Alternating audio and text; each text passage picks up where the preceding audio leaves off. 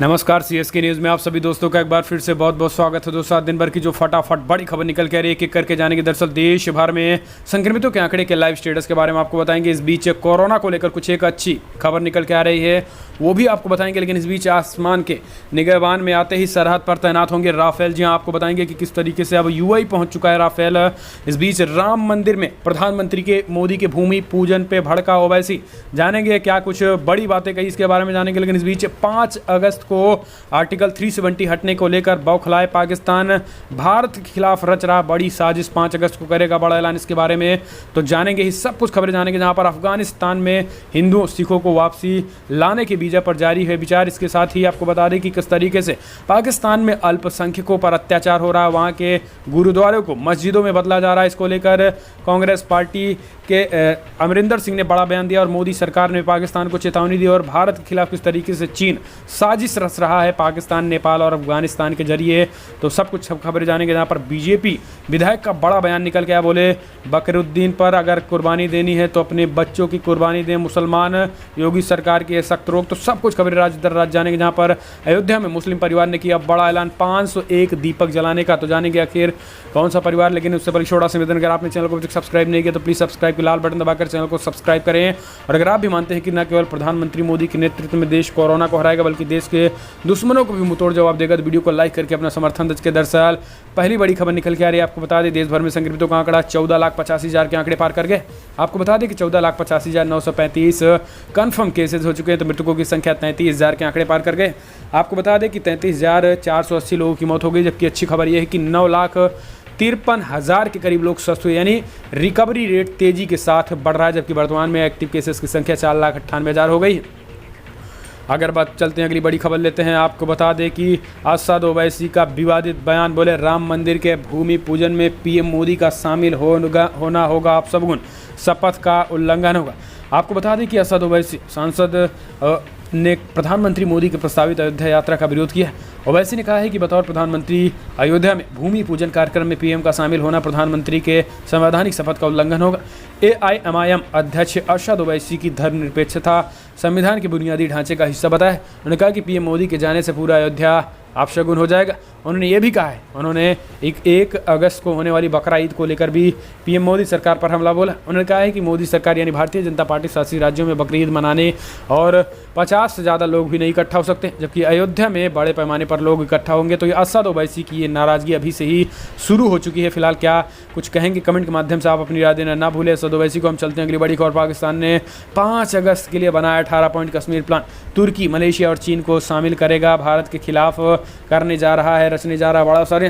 दरअसल आपको बता दें कि आने वाले 5 अगस्त को जम्मू कश्मीर आज़ाद हुआ था और आर्टिकल 370 को ख़त्म कर दिया गया था। मोदी सरकार 56 इंच की सरकार ने आर्टिकल 370 ख़त्म करने से बौखलाए पाकिस्तान। अब 5 अगस्त 1 साल पूरा होने के बाद अब वो 18 पॉइंट्स कश्मीर और भारत के विरोध में तैयार किए हैं। इन 18 पॉइंट में जम्मू कश्मीर को लेकर पत्रकारों के साथ दुनिया भर के ध्यान आकर्षित जम्मू कश्मीर में करवाएगा। इसको लेकर मलेशिया, इसके साथ ही चीन को शामिल करेगा, इस तुर्की को भी इसमें लाएगा। तो बेसिकली आपको बता दें कि इसमें भारत के खिलाफ ये अभियान चलाएगा, जिसमें संयुक्त राष्ट्र महासंघ में अपना भाषण के साथ ही उसने इन सारे देशों को मिलाकर एक बार फिर से बैठक करेगा 5 अगस्त को। और भारत के खिलाफ यूएन में किस तरीके से आवाज़ उठाई जा सके और किस तरीके से भारत को पूरी तरीके से क्षति पहुंचाई जा सके, इसकी प्लानिंग और खाका ये पाकिस्तान तैयार करने वाला है। हम चलते हैं अगली बड़ी खबर। आसमान के निगहबान में आते ही सरहद पर तैनात होंगे राफेल। अंबाला पहुंचते ही शुरू कर देंगे ऑपरेशन। पाकिस्तान और चीन की हवाइयाँ खराब। आपको बता दें कि अंबाला एयरबेस पर कल 29 जुलाई को राफेल विमान लैंडिंग कर देगा।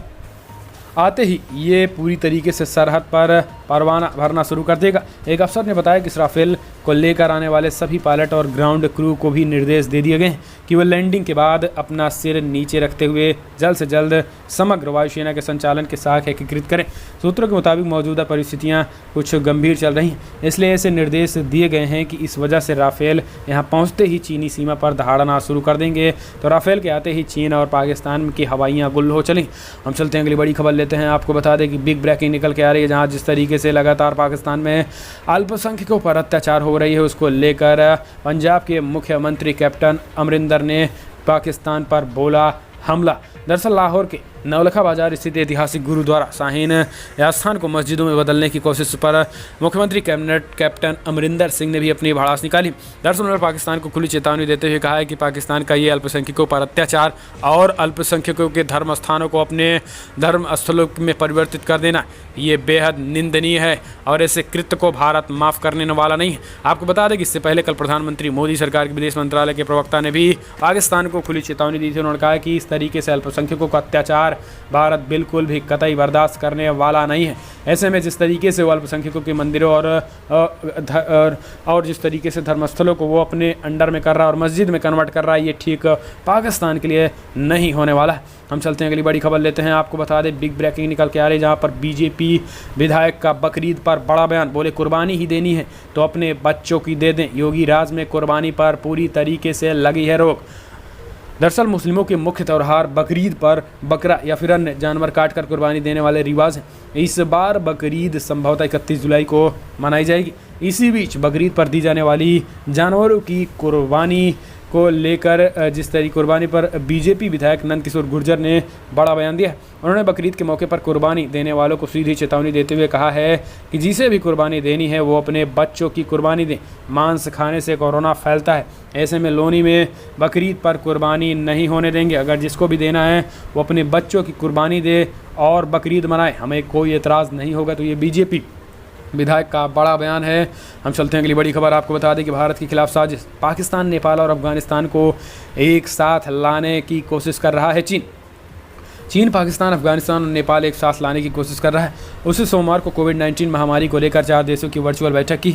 इनमें चीनी विदेश मंत्री वांग यी ने कहा है कि नेपाल और अफगानिस्तान को भी पाकिस्तान जैसा बनना चाहिए।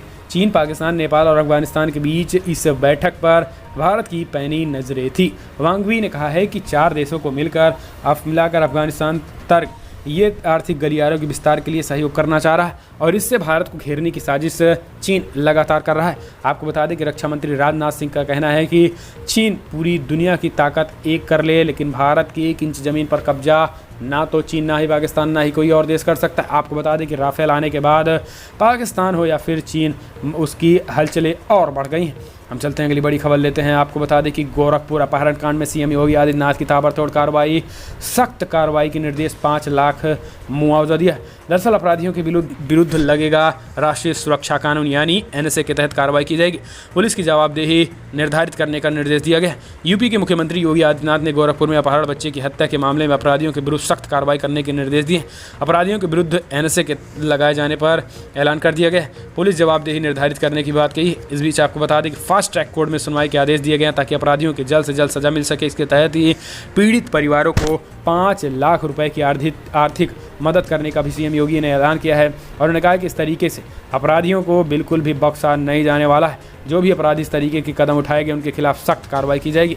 हम चलते हैं अगली बड़ी खबर। आपको बता दें कि राम मंदिर के भूमि पूजन पर मुस्लिम परिवार जलाएगा 501 दीपक, कहा राम लला हमारे भी पैगंबर है। जी हाँ, दरअसल आपको बता दें कि अयोध्या में रामलला के भूमि पूजन की तैयारियां शुरू हो चुकी। पूरे अयोध्या को दुल्हन की तरह सजाया जा रहा है। आपको बता दें कि सड़कों पर जगह जगह तोरण द्वारा बनाए जा रहे हैं, सड़कों की साफ़ सफाई की जा रही है। इसके साथ ही अयोध्या में सुरक्षा कर्मियों की संख्या भी धीरे धीरे बढ़ाई जा रही है, क्योंकि 5 अगस्त को प्रधानमंत्री मोदी राम मंदिर निर्माण के लिए भूमि पूजन करने वाले हैं।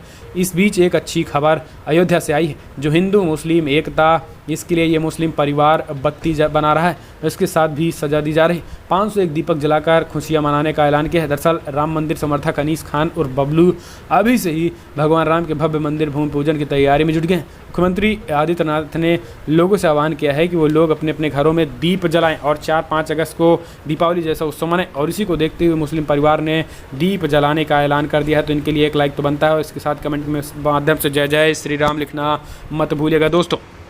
फिलहाल चलते हैं अगली बड़ी खबर। आपको बता दें कि यूपी में कांग्रेस को बड़ा झटका, सोनिया के खिलाफ चुनाव लड़ने वाले दिनेश सिंह रहेंगे विधान परिषद सदस्य। दरअसल आपको बता दें कि कांग्रेस अध्यक्ष सोनिया गांधी के खिलाफ भाजपा प्रत्याशी के रूप में लोकसभा चुनाव लड़ने वाले दिनेश सिंह विधान परिषद के लिए सदस्य बने रहेंगे। दल बदल कानून के तहत दिनेश सिंह की सदस्यता रद्द करने के लिए दी गई याचिका विधान परिषद सभापति ने खारिज कर दिया। आपको बता दें कि रायबरेली की बात करें तो रायबरेली में लगातार सोनिया गांधी का गढ़ कमजोर होता चला जा रहा है। दरअसल पहले ये कांग्रेस पार्टी में थे, कांग्रेस पार्टी में होने के बाद ही सोनिया गांधी के खिलाफ ही चुनाव लड़ा और ये भारतीय जनता पार्टी में आ गए थे। आपको बता दें कि कांग्रेस पार्टी की तरफ कांग्रेस पार्टी के पद से ये एमएलसी थे और अभी भी कांग्रेस पार्टी ने इनकी एमएलसी खारिज करने के लिए लेटर जारी किया गया था, लेकिन विधान परिषद सभापति ने इसे खारिज कर दिया। इसके साथ ही अदिति सिंह की सदस्यता रद्द करने की बात हुई थी, लेकिन उसको भी विधानसभा अध्यक्ष ने खारिज कर दिया। ऐसे में कांग्रेस पार्टी को बड़ा झटका लगा है। आपको बता दें कि कई कांग्रेसियों ने जिस तरीके से बीजेपी ज्वाइन कर ली है, ऐसे में अब कांग्रेस पार्टी का रायबरेली का गढ़ पूरी तरीके से खिसक गया। हम चलते हैं अगली बड़ी खबर। पतंजलि के खिलाफ केस में नैनीताल हाईकोर्ट का केंद्र सरकार को नोटिस, एसईजी को कल पेश होने का आदेश दे दिया। दरअसल आपको बता दें कि योग गुरु रामदेव की कंपनी पतंजलि के खिलाफ एक केस में नैनीताल हाईकोर्ट ने केंद्र सरकार को नोटिस जारी किया। हाईकोर्ट ने केंद्र के एसएसजी को कल ही मामले में पेश होने का आदेश दे दिया है। आपको बता दें कि केंद्र सरकार को नोटिस जारी करते हुए हाईकोर्ट ने कहा है कि जिस तरीके से अभी तक पतंजलि कोरोनिल की दवा को लेकर केंद्र सरकार ने कितना क्या कदम उठाया है और आयुष मंत्रालय ने इनकी अप्रूवल किस आधार पर दी है, इस तरीके से उन्होंने मांगी। हम चलते हैं अगली बड़ी खबर। सुशांत की मौत की जांच से नाखुश है परिवार, पटना में कराई शिकायत दर्ज। जी हाँ, आपको बता दें कि बीते 24 जून को बॉलीवुड के टैलेंटेड एक्टर सुशांत सिंह राजपूत मुंबई स्थित अपने घर में मृत पाए गए थे। प्रारंभिक जांच में माना गया है कि सुशांत की मौत आत्महत्या है, उन्होंने फांसी लगाकर आत्महत्या कर दी थी। सुशांत के निधन के बाद से ही मुंबई पुलिस इस मामले की जांच कर रही है। सुशांत की मौत के मामले में कई बड़े एक्टर, प्रोड्यूसर और डायरेक्टर से पूछताछ हो चुकी है, लेकिन 1.5 महीने के बाद भी अब तक पुलिस की जांच भी नतीजे पर नहीं पहुंच पाई। सुशांत के निधन के बाद देश में कई तरह की बहस हो रही। एक और लोग मेंटल हेल्थ के बारे में बात कर रहे हैं, क्योंकि कहा जा रहा है कि सुशांत डिप्रेशन के मरीज थे, इसके इलाज चल रहा था और इसी के चलते उन्होंने ये भयानक कदम उठाया, लेकिन परिवार ये सब मानने को तैयार नहीं है और जांच कराने की मांग कर रहा है। हम चलते हैं अगली बड़ी खबर लेते हैं। आपको बता दें कि राजस्थान से निकल के आ रही है, जहाँ पर राजस्थान में घटनाक्रम लगातार बदल चुका है। बीएसपी विधायकों का कांग्रेस में विलय के मामले में बीजेपी विधायक ने स्पीकर के फैसले का राजस्थान हाईकोर्ट में दे डाली चुनौती। जी हाँ, दरअसल आपको बता दें कि राजस्थान की राजनीति में लगातार एक के बाद एक तमाशा खड़ा हो रहा है। यहाँ के एक के बाद एक राजनीतिक मामले कोर्ट के दरवाजे तक पहुँच रहे हैं। फिलहाल मामला बहुजन समाज पार्टी के 6 विधायकों के कांग्रेस में शामिल होने का है। भारतीय जनता पार्टी के विधायकों ने मामले में स्पीकर के फैसले को राजस्थान हाईकोर्ट में चुनौती दी। बीजेपी विधायक मदन दिलावर ने 24 जुलाई के स्पीकर के फैसले को राजस्थान हाईकोर्ट ले गए।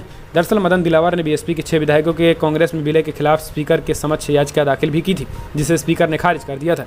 अब वो इस मामले में हाईकोर्ट गए हैं। दिलावर ने स्पीकर के सामने 4 महीने पहले बीएसपी एमएलए लाखन सिंह, राजेंद्र सिंह गुड्डा, दीपचंद खगड़िया समेत 6 विधायकों के जिस तरीके से कांग्रेस में विलय गया था उसके खिलाफ बात की। इसके साथ ही मायावती ने भी उन्होंने गहलोत की सरकार को हर संभव गिराने का ऐलान किया। बीएसपी विधायक गहलोत के खिलाफ वोट करेंगे, कांग्रेस को सबक सिखाना जरूरी है, ये मायावती का बयान आया है। आपको बता दें कि मायावती ने 2 दिन पहले ही व्हिप जारी करके सभी बीएसपी विधायकों को कांग्रेस के खिलाफ वोट करने की भी अपील की थी। हम चलते हैं अगली बड़ी खबर लेते हैं। आपको बता दें कि यूपी के गैंगस्टर को बेल देने से सीजेआई ने किया इनकार, बताया विकास दुबे जैसा हो सकता है खतरनाक हाल।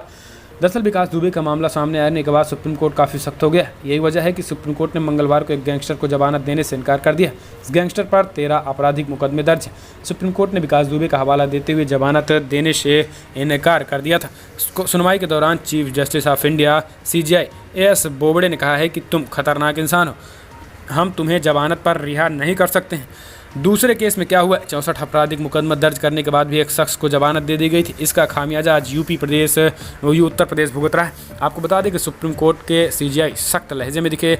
उन्होंने सभी हाई कोर्ट को भी निर्देशित किया है कि इस तरीके से 20 से ज़्यादा मुकदमे होने के बाद किसी को भी बेल ना दी जाए, वरना परिणाम बेहद ही खतरनाक होते हैं।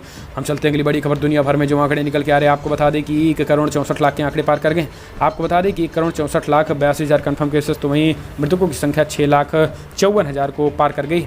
इस बीच यूनाइटेड स्टेट में 43,68,000 कन्फर्म केसेस, तो 1,50,000 करीब लोगों की मौत हो गई। ब्राज़ील में भी 24,43,000 कन्फर्म केसेस, तो 87,000 करीब लोगों की मौत हो गई। इंडिया में 14,83,000 कन्फर्म केसेस, तो 33,000 करीब लोगों की मौत हो गई। जबकि रसिया में 8,23,000 कन्फर्म केसेस, तो 13,000 करीब लोगों की मौत हो गई। तो दुनिया भर में बढ़ते कोविड-19 के ये मामले हैं। तो दोस्तों फिलहाल बड़ी खबरों में इतना, लेकिन अगर आपको वीडियो पसंद आया तो लाइक करें, शेयर करें, कमेंट के माध्यम से आप अपनी राय देना ना भूलें। फिलहाल इस वीडियो में इतना ही। जय हिंद, वंदे मातरम।